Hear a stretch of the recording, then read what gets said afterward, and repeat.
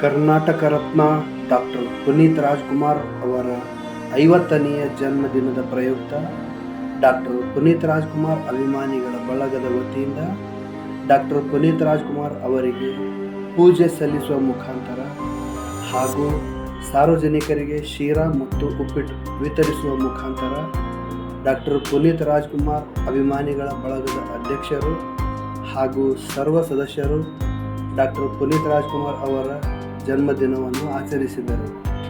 ಅದೇ ರೀತಿ ಡಾಕ್ಟರ್ ಪುನೀತ್ ರಾಜ್ಕುಮಾರ್ ಅಭಿಮಾನಿಗಳ ಸಂಘದ ಅಧ್ಯಕ್ಷ ಮುತ್ತಣ್ಣ ಬಾಚಲಾಪುರ್ ಮಾತನಾಡಿ, ಕರ್ನಾಟಕ ರತ್ನ ಡಾಕ್ಟರ್ ಪುನೀತ್ ರಾಜ್ಕುಮಾರ್ ಅವರು ದೈಹಿಕವಾಗಿ ನಮ್ಮನ್ನು ಅಗಲಿದ್ದರೂ ಮಾನಸಿಕವಾಗಿ ನಮ್ಮ ಜೊತೆಯೇ ಇನ್ನೂ ಜೀವಂತವಾಗಿದ್ದಾರೆ.